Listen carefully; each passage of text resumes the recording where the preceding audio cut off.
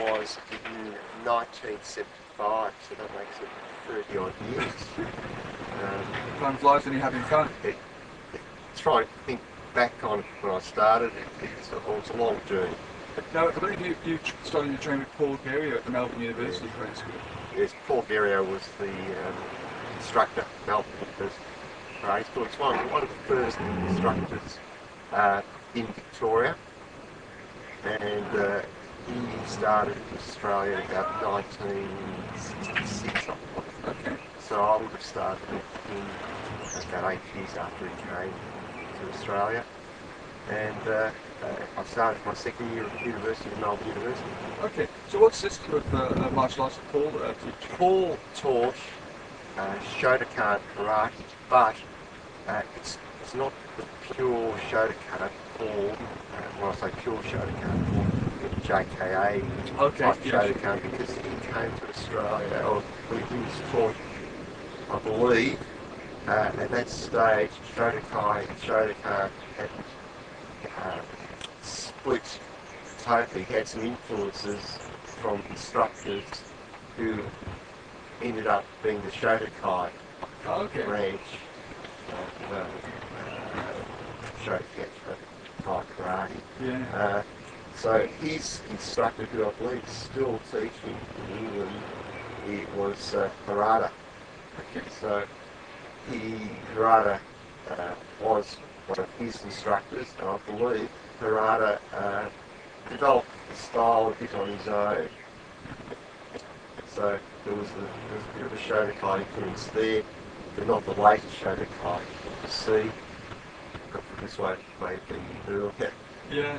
Origin. Or the European sort of influences. The European influences. There's another component of Paul's training, that was his Latin, because he was French, wasn't he? Well, Paul enjoyed the spiritual aspects of karate, like the forms described as yoga in action. Okay. But his background was boxing. He enjoyed a bit of boxing, and France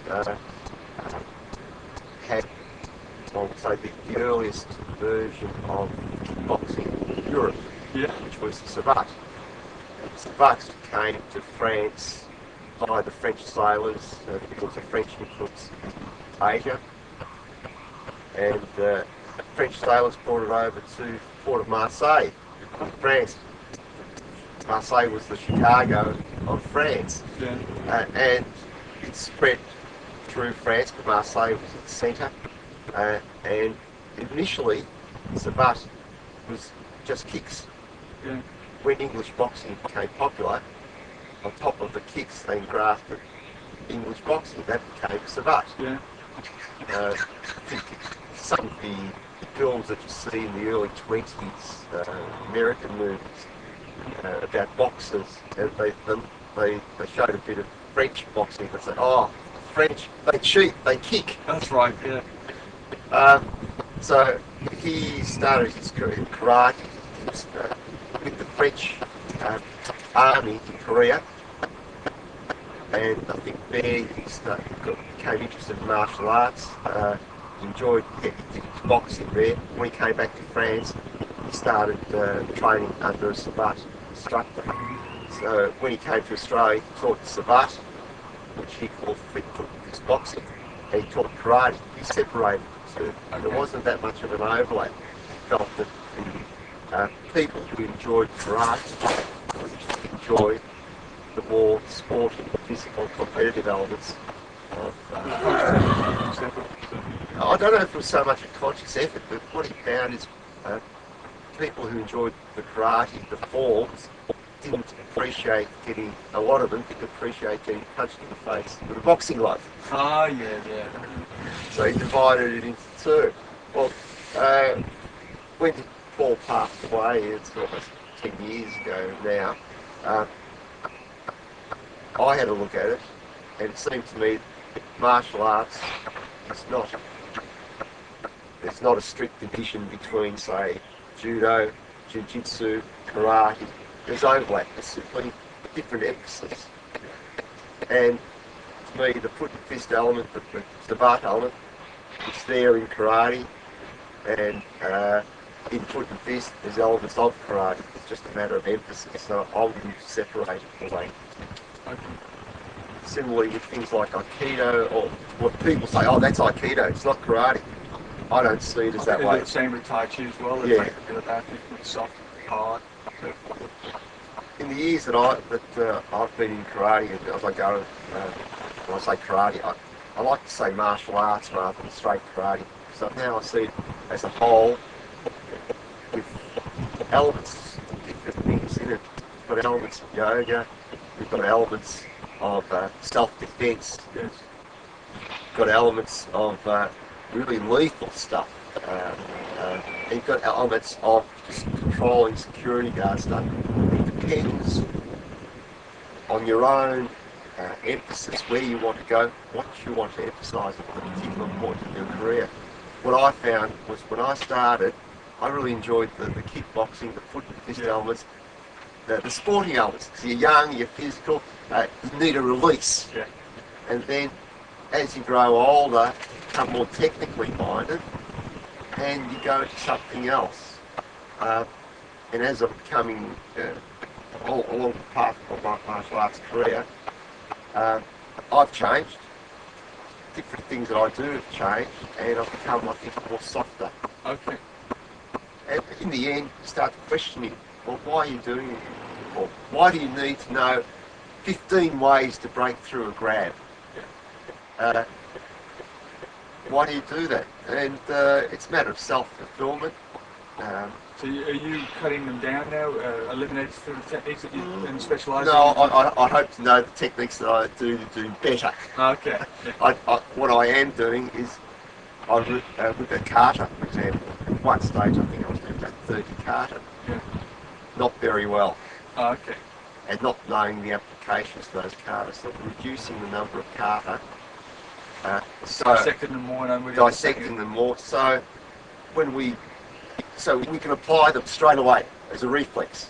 Because I know if I do too many kata, just mess it up in my mind. I can't do all the techniques. I'm standing there thinking when someone grabs me, Oh, we can't be having that now, can we? you grabbed me with the wrong hand. I can't do this. Yeah. I'd rather do it as a reflex. That's Yeah, why. absolutely. It's the winning blow, as they say.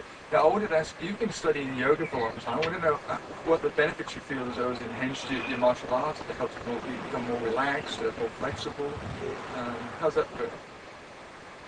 I see yoga now as part of martial arts.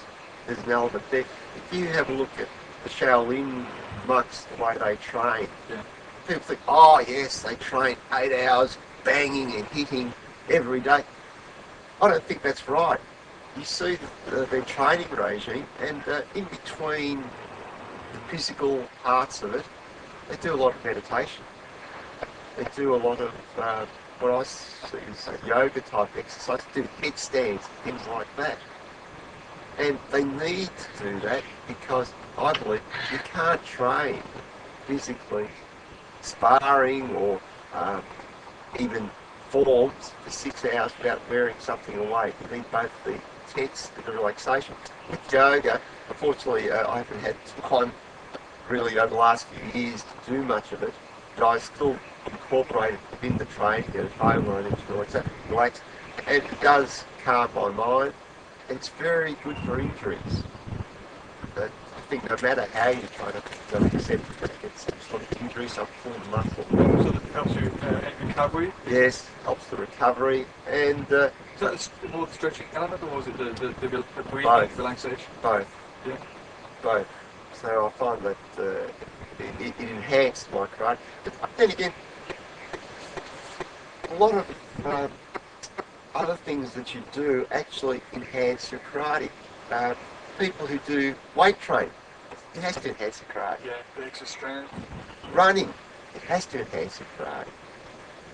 All those swimming, for example, it all enhances your karate. What I found is if I just did karate, say straight, or martial arts, straight, say 4 weeks, 4 sessions a week, by the end of a month, I'm bound to have used some muscles a lot more than others, but I'd be tired, I'd be injured. Yeah. if I can combine that with swimming, say, or I don't do any weight training because I actually find it boring. I know Yeah. lots of people love it. No, I find it boring too, but I still do it for the benefits. Yeah. Well, instead of the weight training, I sort of do the yoga when I can. Yeah. And what I found too, when I was younger, I'd come home and be tired from work, lots of hours of work, and how do I get my mind off it? I'd do some strenuous karate, I'd kick a bag, and I'd do that 2 or 3 times a week, and that was wearing. You have to have the relaxation, the meditation part of your martial arts together with part of martial art which has the effort, the tiring part, the hard part. There's got to be a balance. If there isn't a balance, you're not feeling well. Yeah. And you have to listen to your body. Now, we're going to cut at this point because we're going to do some more about the technique later on. But we'd like to thank you very much for your insights in the origins of martial arts and your perspective on, and your training today. Thanks very much, Thank you, Graham.